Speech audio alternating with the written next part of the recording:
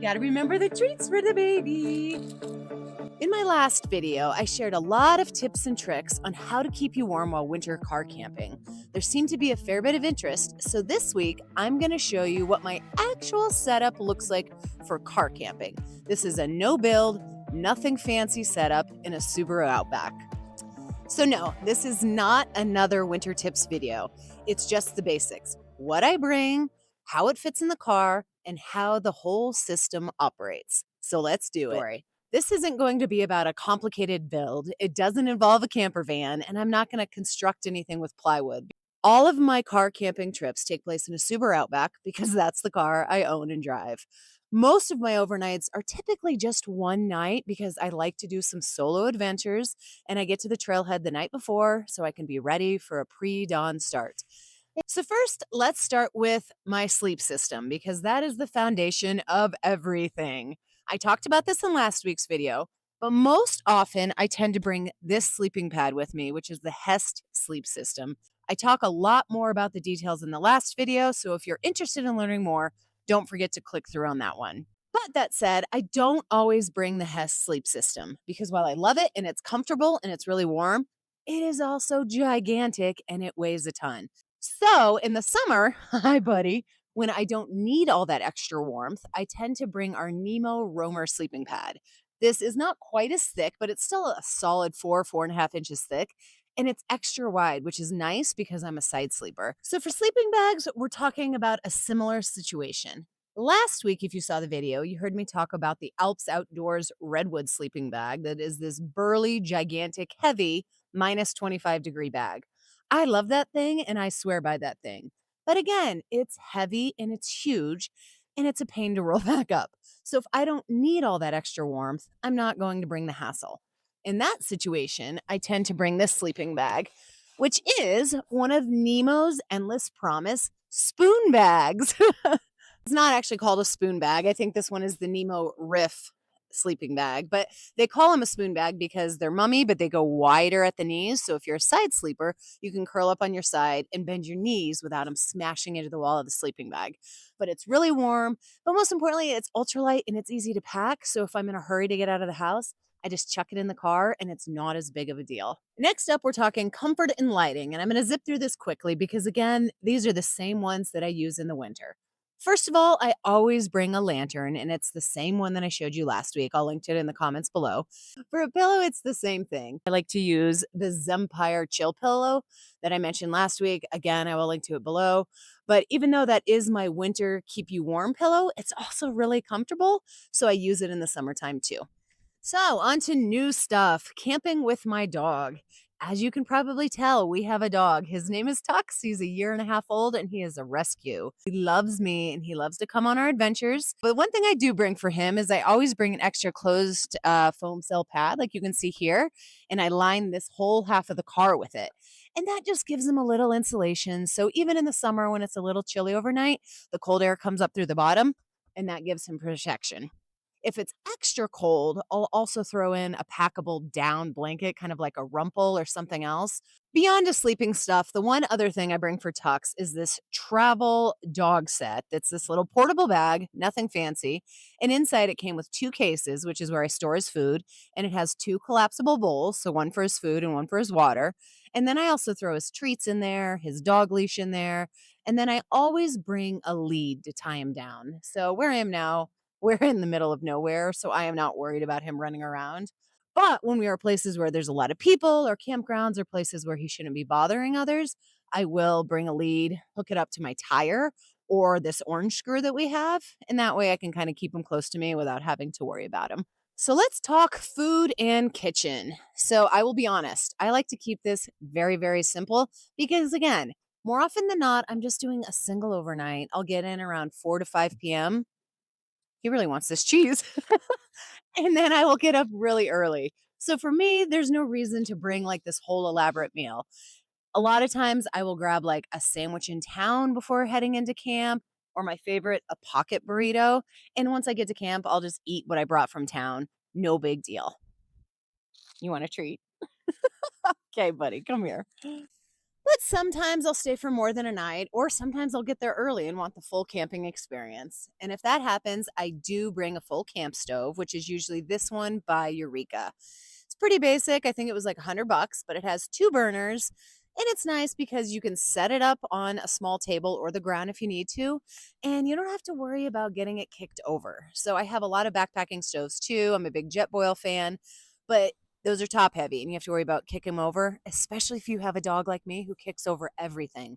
So I'll bring this Eureka stove and not have to worry about that as a potential problem. I talked about this one before, but it's worth saying it again because I personally think this is ingenious. What I do to make my life easier is I make my coffee at home. So before I leave the house, I go ahead and I make my coffee, boil the water, get the coffee all in the thermos, seal it up tight, and then I just forget about it and chuck it in the back of the car. But when I wake up the next morning, I don't have to get out of my sleeping bag. I just roll over, I grab the thermos, and I pour myself a nice piping hot cup of coffee. The last thing that I always bring for the late nights, but mainly the early morning starts, is gloves or mittens, something to cover your hands. And this is common sense. But for me, when you get up in the morning and it's dark and it's cold, a lot of things are frosted over. That is when your car feels especially cold. Even simple things like reaching for the door handle, that coldness touches your hands and it just gets freezing. So I always bring a pair of really warm mittens so that I keep functioning digits. Next, let's talk living gear. So, again, I keep my setup really, really simple, but there are 3 basic niceties that I always bring. First up, a camp chair. Sometimes I end up at a campground that has a picnic table, and that's nice. But 9 times out of 10, I don't. And in those situations, it's really nice to have somewhere to sit that's not just right here. Like, this is my bedroom. I want to go sit in the living room. And it's typically one that I can pack small and is really, really light. The second thing I always bring is a small camping table. So, again, if you're at a campground, there's a picnic table, you don't have to worry about it. But more often than not, that's not the case. And especially with my camp stove, I need to have somewhere to set it up. So I typically bring a tiny backpacking table like this one. And that's nice because it's a nice, even, flat surface. So I can put my stove there, bottles, whatever I may have, but it doesn't take up a ton of space. Lastly, my third little luxury that I always bring with me is camp shoes. Now, ironically, I forgot them on this trip, but that's because I'm wearing really comfortable trail running shoes and just didn't think about it. But usually I bring camp shoes with me. In particular, I tend to always go with the Teva Ember Mocs because they're so comfortable, they're really warm, and you can just kind of slide your feet in them. Now let's talk organization because one of the realities of sleeping in your car is that you don't have a lot of space. And if you don't keep things tidy and organized, you're going to lose your mind. So again, it's typically just me and the dog, and he doesn't really have much say so in anything. So organization is not so bad. But I still always tend to bring this large REI tote that we got a couple years ago. It's nothing fancy, it's collapsible, it's no big deal, but I can throw things like the stove, the table, the chair, odds and ends all inside of it, and it keeps them contained. If something doesn't have a place, I throw it in this REI bin. In that same vein, I am very particular about where I put my duffel or my backpack or whatever, my clothes for the morning. So, what I do when I go to sleep is I climb in the back and I keep my bag or whatever my clothes for the next day are in. I put that in the front seat in the passenger seat. That means if I have to climb in the driver's seat in a hurry for some reason, it's not in the way, but it's also separate from the area I'm sleeping. So that leads me to a final point that I want to address, and that is safety, especially as a woman who goes out by myself all the dang time. I will be honest in saying that I don't worry about these kind of things as much as a lot of women do. I am almost 44 years old. I've done a lot of this for my whole entire life, and maybe that's given me a false sense of confidence. But also, the reality is that where I camp is like this. I am in the middle of nowhere, not a lot of people, if any. So if I do have any concerns, it usually ties into wildlife like bears or mountain lions or even moose. But that said, there are 1 or 2 precautions that I take just to not be dumb.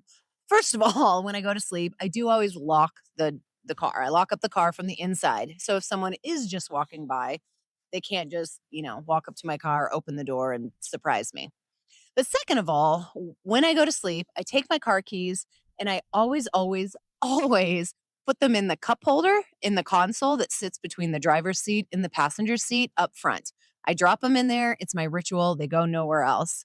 The reason I do this, if something does happen in the middle of the night and I need to get out of here quickly, I can just climb from the back seat straight up into the driver's seat. And my Outback has a push button start. So as long as the keys are remotely close to the front seat, it will start. But I know a lot of people have asked me, do you bring pepper spray? Do you bring a weapon? Anything like that? No, I don't. Oh, one more thing. I didn't have this on my list because I don't always bring it, but I got quite a few comments last week from people asking me about hygiene. More often than not, I don't really worry about it if I'm going out for an overnight. I'm a dirtbag. If I am out for a couple days and know that I'm going to be really hot or sweaty or dirty, we do have this Backcountry NEMO shower that I'll bring sometimes. The other question regarding hygiene that I got a lot was about where I go pee. So when I'm car camping like this, someone asked me what do I do if I have to go in the middle of the night? I just get out of the car and pee, but I do always bring a Kula cloth with me. Kula cloths are reusable antimicrobial pee rags for anyone who squats when they pee. This means you don't have to worry about packing toilet paper. You don't have to worry about litter in the environment with extra toilet paper. When you go home, you can just wash them and they're ready to go for your next trip. So that's it. That's everything I bring for my very simple, no-build car camping setup in my Subaru Outback. If you want a greater deep dive into how I stay warm while winter car camping in my Outback, please take a look at last week's video. Otherwise, I look forward to hearing what you think. I'll see you out there.